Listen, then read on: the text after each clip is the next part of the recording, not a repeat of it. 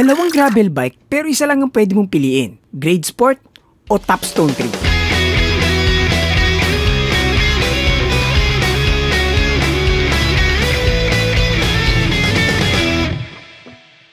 Malamang kaya ka nandito kasi naghahanap ka ng gravel bike at baka itong dalawang bike na ito ang pinagpipilian mo. So talakayin natin yung mga similarities at pagkakaiba ng dalawang gravel bike na ito to help you decide kung anong pipiliin mo. Both bikes are the most affordable sa lineup ng Cannondale Topstone at ng GT Grade. So it's a good starter bike for beginners or mga naka-mountain bike before at na-realize nila na hindi naman sila nagtitrail and looking for an alternative bike na mas efficient sa use case nila like bike commuting, long rides, and casual riding. May mga deep dive videos pala tayo ng bawat bikes. So to learn more about sa mga bikes na yan, ililink ko yung mga videos na yan sa description. Hindi ko kasi mababanggit lahat ng specs ng dalawang bike sa video na ito. Syempre, sa mga bikes, ang una naman nating napapansin ay yung itsura.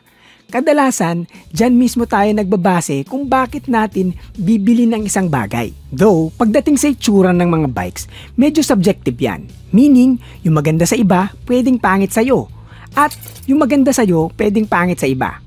Ika nga nila, beauty is in the eye of the beholder. Pero kung titignan mo ang dalawang bike na ito, meron silang distinct na pagkakaiba. Itong Topstone kasi, it looks like a typical road and gravel bike. The typical shape, big triangle up front, then small triangle sa rear. Pero yung GT, knowing GT, most of the time they incorporate the triple triangle design. Yung part na yan dito sa likod ng top tube. For me, para sa akin to ha, in terms of design, mas maporma yung GT because of the triple triangle design. Mas astig kumbaga. Pero syempre, some people like yung simplicity nung Topstone. Kanya-kanya talaga eh. At dahil din sa design na yan, yung seat stay na yan ay hindi nakadikit sa seat tube. Floating seat stay ang tawag nila dyan. May konting give yan or bump compliance. Yung carbon version nitong grade alam ko nasa 30mm bump compliance yan. Itong aluminum, hindi ako sure, pero malamang kung meron man, maliit dyan sa 30mm nung carbon bar yan. Pero at least diba, meron kumpara sa walang compliance. Parehas silang may color gray, mas darker lang yung GT kumpara sa Topstone. At parehas din silang may kulay green, darker lang din yung sa GT, kasi technically turquoise yung sa Topstone. Para yata sa mga dark yung personality tulad ko yung GT eh. Charot! Celebrate small or big wins with your special ones. Come to Brew Brothers Cafe, your destination for celebration. Pero parehas namang maganda yung finish ng mga bikes. Sa shade na lang siguro magkakatalo kung ano yung mas gusto mo. Parehas carbon yung fork ng bike. At kung gagamitin mo yung parehas na bike for bike packing, napakadaming provisions for racks and accessories ng mga bikes na ito. Tulad nung sa fork, merong mga mounts dyan magkabila sa parehas na bike na yan. Pero yung GT Grade, meron dito sa taas ng seat stay na wala sa Topstone. Yung Topstone naman, mas maraming water bottle and accessory mounts like dito sa seat tube at sa ilalim ng down tube. Though, ayoko nang may water bottle mount sa seat tube kasi minsan sagabal yan sa seat post or sa dropper pag need mo ng adjustments. Kasi may inset yan sa loob ng kinakabitan ng bolt. So, tatamaan yan pag mahaba yung seat post mo.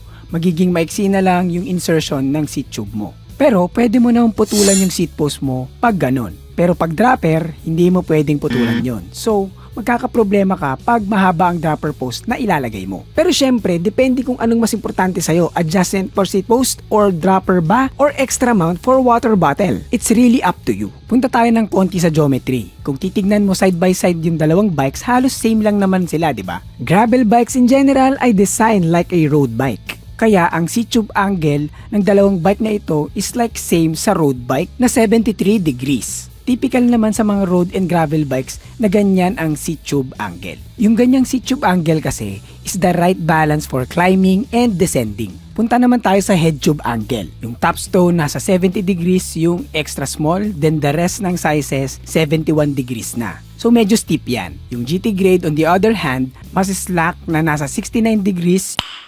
Nice. Na nasa 69 degrees yung extra small at yung the rest ng sizes ay nasa 70 degrees. Yung 1 degree na yan, malaking difference yan. Ang difference niyan sa feel mas stable ang mas slacker ang head tube angle kesa sa steep. So dahil mas slack yung GT, mas stable siya. pero yung Cannondale ay mas nimbler or mas magaan iliko. At kung ikukumpara natin sa mga road bikes na may 73 degrees head tube angle, mas stable talaga yung mga gravel bikes na ito. Yung mga nakapanood ng mga videos ko tungkol sa GT Grade, nabanggit ko doon na mahaba yung stem ng bike na nasa 80 to 90 mm at naglagay ako ng mas maiksing stem. So naglagay ako ng 45 to 50 mm stem length. May subscriber na nag-comment, hindi ko maalala yung name, matagal na rin kasi. Pero ang sabi niya, masyadong maiksi yung 45 mm na stem. Kasi sabi daw ng fitter sa kanya, 70 mm yung pinakasagad na pwede.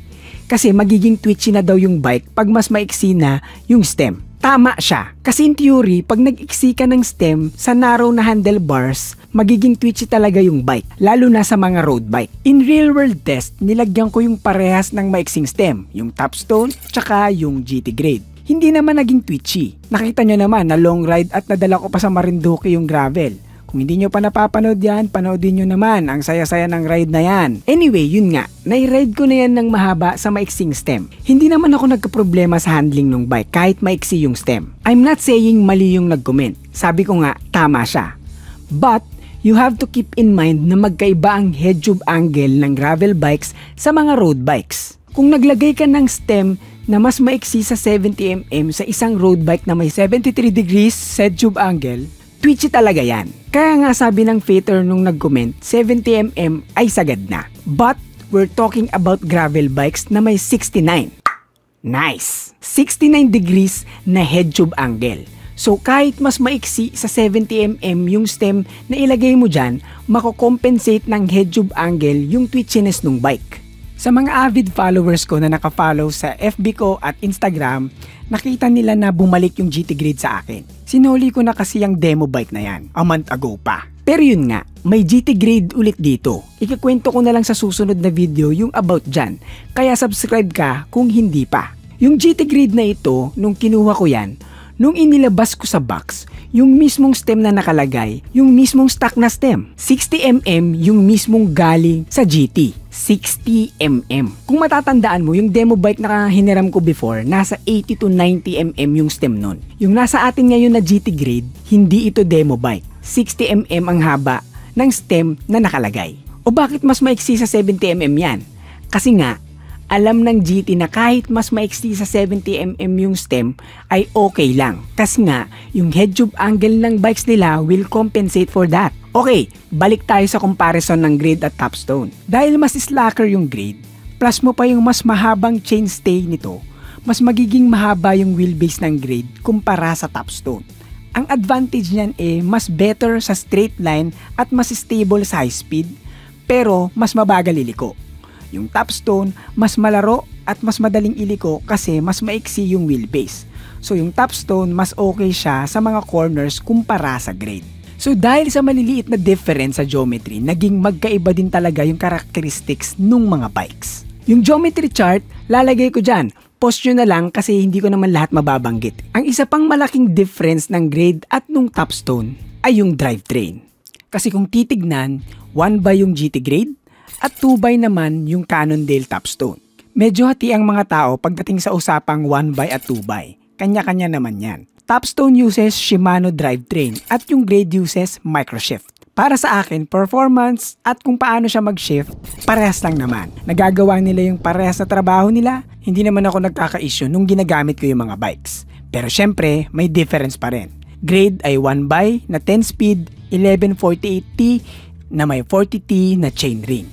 Topstone ay 2x na 9-speed, 1134T na may 30 to 46T na chainring. Of course, sa top speed, mas mabilis talaga yung Topstone kasi 46T yung chainring na kumpara mo sa 40T ng Grade. Sa ahon, yung 40T chainring sa 48T na largest cog ng Grade, halos same lang naman sa 30T chainring sa 34T na cogs ng Topstone according sa gear chart. Pero mas magaan pa nga yung pang-ahon ng Grade kumpara sa Topstone Punta tayo sa mga RD. Yung Cannondale ay merong road specific na RD. Ang mga road specific RD ay walang clutch. Kung iisipin mo, itong mga gravel ay build para umoff-road ng konti. So kung i-off-road mo ito, medyo maingay yung drivetrain kasi hindi napipigilan ng RD na magkaroon ng chain slap. Unlike nung GT Grade na ang drivetrain ay technically mountain bike specific na inadapt to gravel, Mas build yung RD nito sa off-road kasi may clutch na nagpe-prevent ng chain slap.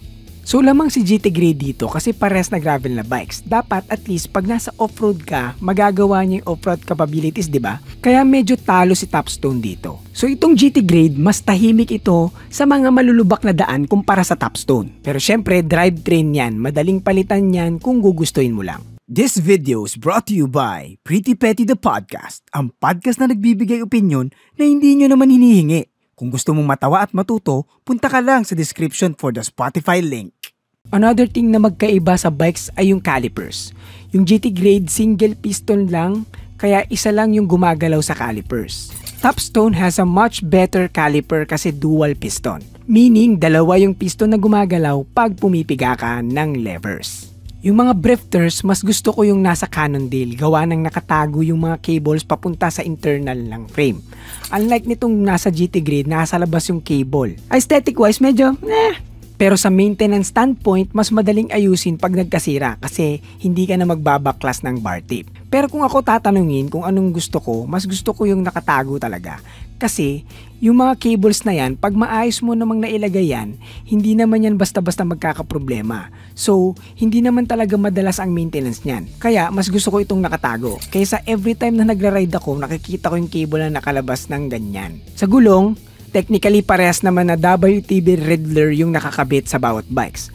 Ang pinagkaiba lang ay gum wall yung nasa Topstone at black lang yung nasa GT Grade. So may mga advantages at disadvantages yung mga bike. So it's up to you talaga kung anong nababagay sa use case mo. Marami din akong hindi nabanggit kasi sa totoo lang, mga parehas lang naman ng mga bagay yun na pwede mo namang makita sa bike check videos na ginawa ko sa bawat bikes. Panoodin nyo na lang for a deep dive. As of this recording, ito yung mga price ng bawat bikes.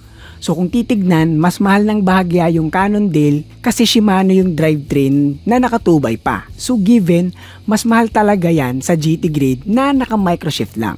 Though, maganda din naman talaga yung microshift, hindi naman ako nagka-problema dyan. So may link ng mga bikes na ito sa description at huwag niyong kalimutan na may discount tayo na 500 peso pag sa website ka bumili at ginamit mo yung code na Forever Bike Noob sa checkout. Sayang din yan, discount din yan. So maganda kung bibiling ka ng bike na to sa website ka bumili ng RD Cycles. Okay Nat, ito yung question na malupit. Kung ikaw yung tatanungin, anong pipiliin mo? Cannondale Topstone 3 o GT Grade Sport? Ano pa? Eh di nakabalik dito sa bahay. Ako nga pala si Nat na nagpapaalalang manatiling Bike Noob Babang Buhay para tuloy-tuloy lang ang pasok ng kaalaman. Paalam!